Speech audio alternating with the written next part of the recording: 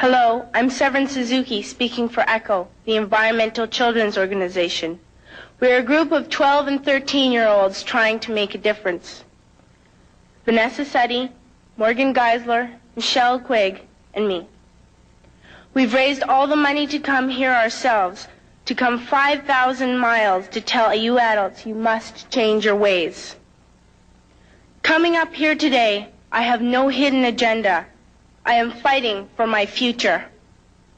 Losing my future is not like losing an election or a few points on the stock market.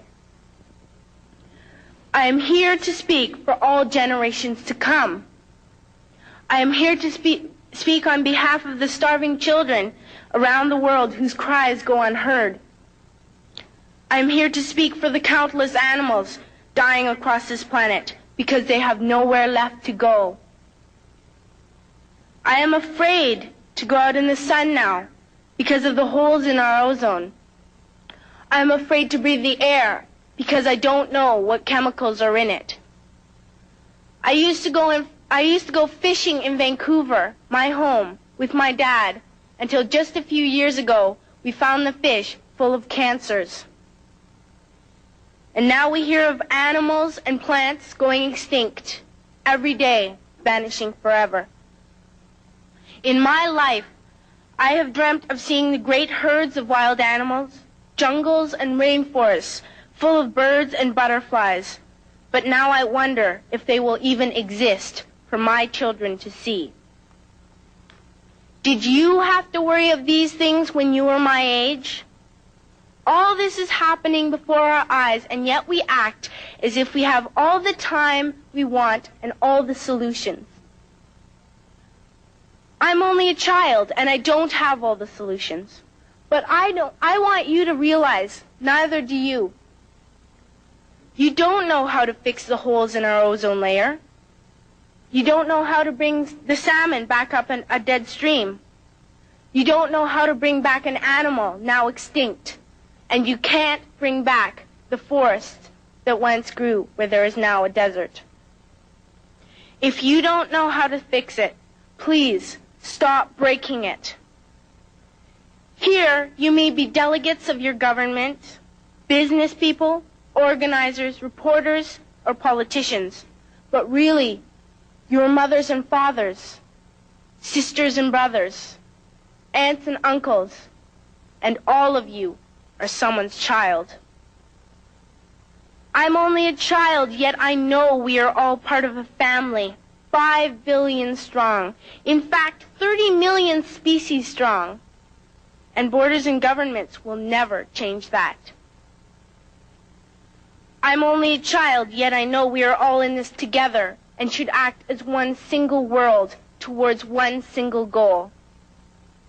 In my anger, I am not blind, and in my fear, I am not afraid of telling the world how I feel.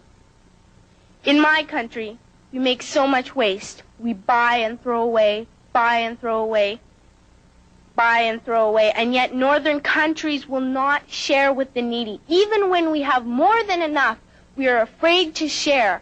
We are afraid to let go of some of our wealth. In Canada, we live the privileged life, with plenty of food, water, and shelter. We have watches, bicycles, computers, and television sets. The list could go on for 2 days. 2 days ago, here in Brazil, we were shocked when we spent time with some children living on the streets. This is what one child told us. I wish I was rich. And if I were, I would give all the street children food, clothes, medicines, shelter, and love and affection. If a child on the streets who has nothing is willing to share, why are we who have everything still so greedy? I can't stop thinking that these are children my own age, that it makes a tremendous difference where you are born. That I could be one of those children living in the favelas of Rio. I could be a child starving in Somalia, or a victim of war in the Middle East, or a beggar in India. I am only a child, yet I know if all the money spent on war was spent on finding environmental answers, ending poverty, and finding treaties, what a wonderful place this earth would be. At school, even in kindergarten, you teach us how to behave in the world. You teach us not to fight with others, to work things out, to respect others, to clean up our mess, not to hurt other creatures, to share, not be greedy. Then why do you go out and do the things you tell us not to do? Do not forget why you are attending these conferences, who you're doing this for. We are your own children. You are deciding what kind of a world we are growing up in. Parents should be able to comfort their children by saying, everything's going to be all right. It's not the end of the world, and we're doing the best we can. But I don't think you can say that to us anymore. Are we even on your list of priorities? My dad always says, you are what you do, not what you say. Well, what you do makes me cry at night. You grown-ups say you love us, but I challenge you, please, make your actions reflect your words. Thank you.